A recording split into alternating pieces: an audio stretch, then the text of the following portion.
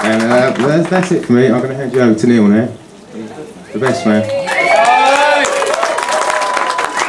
He doesn't need any introduction. The best man, Neil the man.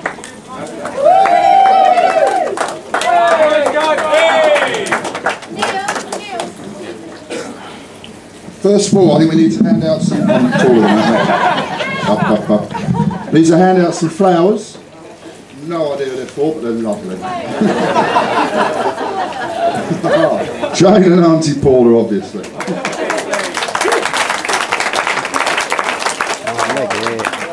Good afternoon, ladies and gentlemen. Hello, hello. Right, before I plough on, I have to say that due to my lack of education and a misspent youth, my memory is not up to much, so I will be reading this speech, and I can't do commas and full stops. I might sometimes go into the next sentence, but don't worry. Apologies to the purists out there. I will endeavour to look up at strategic moments in the speech and engage in eye contact. I've lost myself for a second. Waiting. Yeah, no eye contact. With as many as I can. That's good.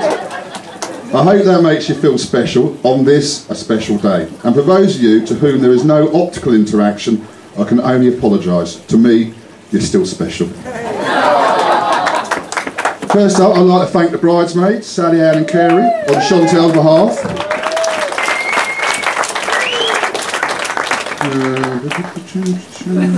For their help and friendship throughout the preparations leading up to today, and of course their support and friendship today, which I know Chantel really appreciates. I know she does a lot. Also, Simon and Chantel would like to thank Liz for her furnishing table touches to the tables today, which look beautiful. And Chantel would especially like to thank her father for being by her side today. It's something she'll never forget, I know.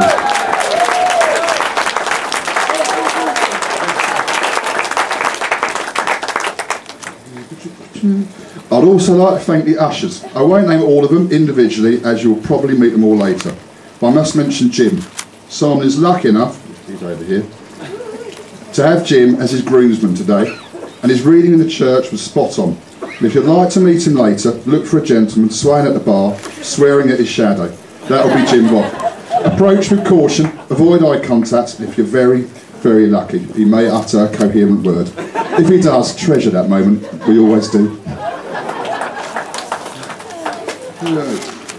Almost there.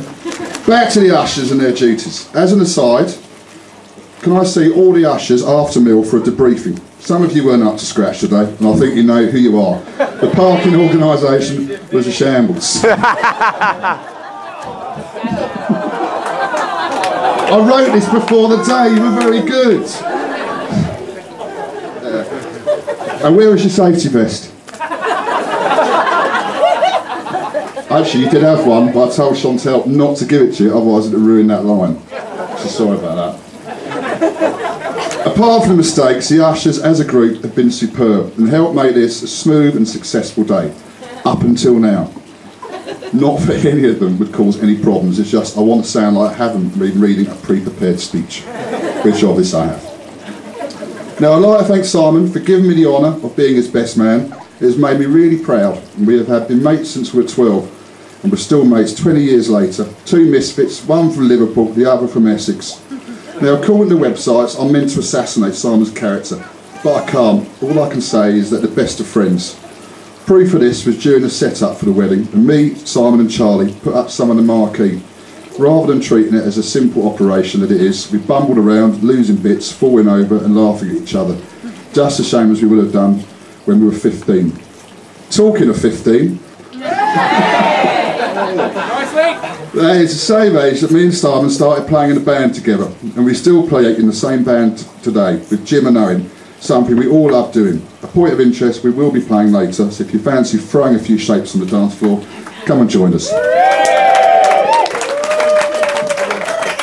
Simon is also well known for his somewhat tenuous grasp of timekeeping, which I will illustrate with an amusing anecdote. Potentially. In our younger days, Simon and the rest of his mates favoured self-rolled bespoke cigarettes. waiting. As a method of relaxation. After a few of these, one would sometimes, as you do, find that you have a strange desire to eat crisps and confectionery. So on one of these evenings of relaxation, Simon decided to go to the 24-hour petrol station. He asked if anyone wanted anything, so I asked for a Scotch egg and a pack of jammy Dodgers, or something like that, and carried on listening to music, staring at the patterns on the curtains, followed by a Pink Floyd live video. After a few hours, no sign of Simon. But these were the days of no mobile phones, so there was no way of contacting him. He came back 2 days later, with no, this is true as well, with no explanation as to his whereabouts. But knowing Simon so well, no one even asked where he had been. It makes him who he is today.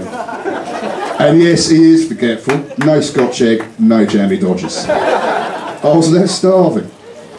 But the biggest testament to Simon's character and friendship is on show here today. This room is full of family, of course, but also it's a room full of real friends. And for that, he's a very lucky man.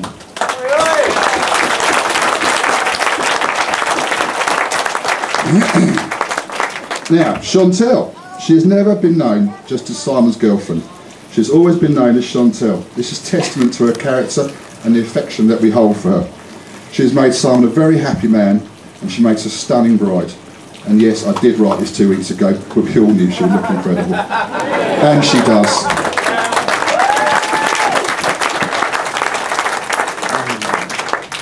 Chantel, thanks for making Si a very, very happy man. I'm sure you will join me in wishing Simon and Chantel all the best for their future. And now, if you would stand and raise your glasses, and join me in toasting the bridesmaid, the ushers and everyone else involved in making today so successful, I think we'll just go for a cheers. And that's it. Woo!